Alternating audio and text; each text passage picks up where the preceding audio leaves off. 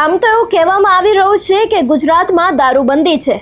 આ વાત સાંભળતા તમારા મનમાં પણ એક સવાલ થશે કે શું ખરેખર દારૂબંધી છે? તો આ ભાવનગરનો લઠ્ઠાકાંડ અને જે રીતે ગુજરાતમાં અત્યારે હાલ ખુલ્લેઆમ દારૂના ધંધા ચાલી રહ્યા છે, એ ધંધા કોણ ચલાવે છે, કેવી રીતે ચલાવવામાં આવે છે, ને સૌથી પહેલો પ્રશ્ન, ગુજરાતમાં દારૂ લાવે છે કોણ? આટલા કિસ્સાઓ સામે આવ્યા, ભાવનગરનો આખો લઠ્ઠાકાંડ થયો, એ બાદ હવે ગીર સોમનાથના એક વિસ્તારમાંથી દેશી દારૂ ખુલ્લેઆમ વેચાઈ રહ્યો છે એનો આખો વિડીયો વાયરલ થયો છે। અવારનવાર આપણે સરકાર ઉપર આકરા પ્રહાર કરતા હોઈએ છીએ, સરકારને કહેતા હોઈએ છીએ કે જો ખરેખર ગુજરાતમાં દારૂબંધી છે તો આ દારૂ ક્યાંથી આવે છે, પણ અહીંયા તો પરિસ્થિતિ ગુજરાતમાં એવી ને એવી જ જોવા મળે છે।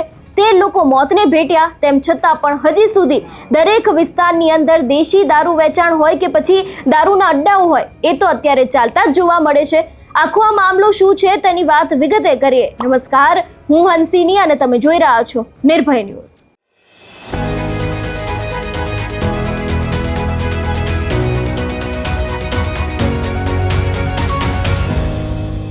ગુજરાતમાં અત્યારે એવી પરિસ્થિતિ થઈ ગઈ છે કે તમે કોઈ પણ વ્યક્તિને પૂછો કે શું ગુજરાતમાં દારૂબંધી છે, દારૂ નથી મળતો, તો એ વ્યક્તિ પણ તમને એવું જ કહેશે કે હા, ગુજરાતમાં ખુલ્લેઆમ દારૂ મળે છે। એક બાદ એક એવા કિસ્સાઓ સામે આવી રહ્યા છે। ભાવનગરનો આખો લઠ્ઠાકાંડ થયો, તેમ છતાં પણ ક્યાંક હજી ગુજરાત પોલીસ જાગી ના હોય એવું લાગી રહ્યું છે। ઘણી બધી જગ્યાએથી દેશી દારૂ પકડવામાં આવ્યો, ક્યાંક દારૂની બોટલ પકડવામાં આવી, મુદ્દામાલ જપ્ત કરવામાં આવ્યો, પણ હજી સુધી ગુજરાતના કેટલાય એવા દારૂના અડ્ડાઓ છે કે જ્યાં સુધી આપણી ગુજરાત પોલીસ પહોંચી નથી અને અડ્ડાઓ હજી પણ ચાલી રહ્યા છે। વાત કરવામાં આવે ગીર સોમનાથની, તો વેરાવળના ભીડિયા વિસ્તારમાં દેશી દારૂનું ખુલ્લેઆમ વેચાણ થઈ રહ્યું છે। ભીડિયા વિસ્તારમાં દેશી દારૂના વેચાણના વિડીયો વાયરલ થતા અત્યારે હાલ ક્યાંક ચકચાર મચી ગઈ છે।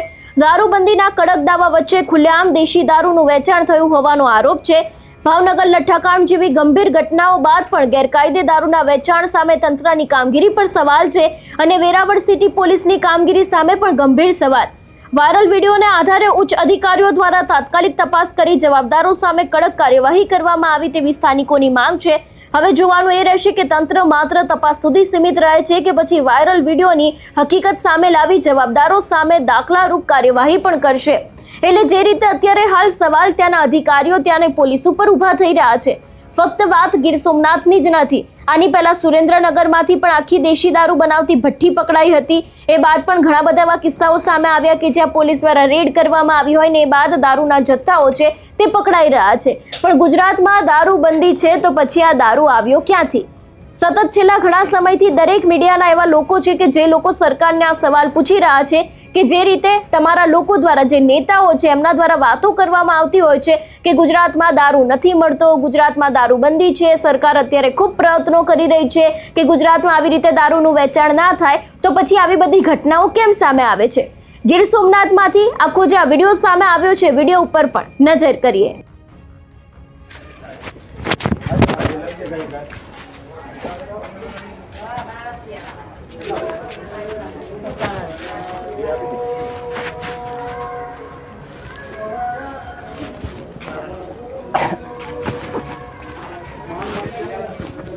કેટલીક સાઈડ કંપની દીપમાલાની બાજુમાં છે? હે, દીપમાલાની બાજુમાં? હા, દીપમાલા નથી રસ્તો પર બહુ ગદ્દારી કરી એમ, બાકી માણસો છે ને આને બંધવાનું। મેં ગદ્દારી કરી એમ ને? શું? હા, વાંધો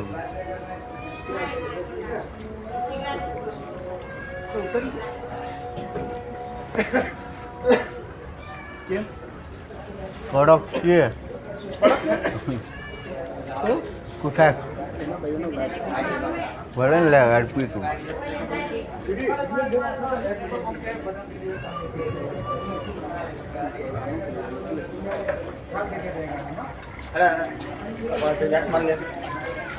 આપણે કેમ છે માલ આ નો પીવાય પણ નહીં ને, આમાં આ ટ્યુબવાળું છે, ટ્યુબવાળું છે ને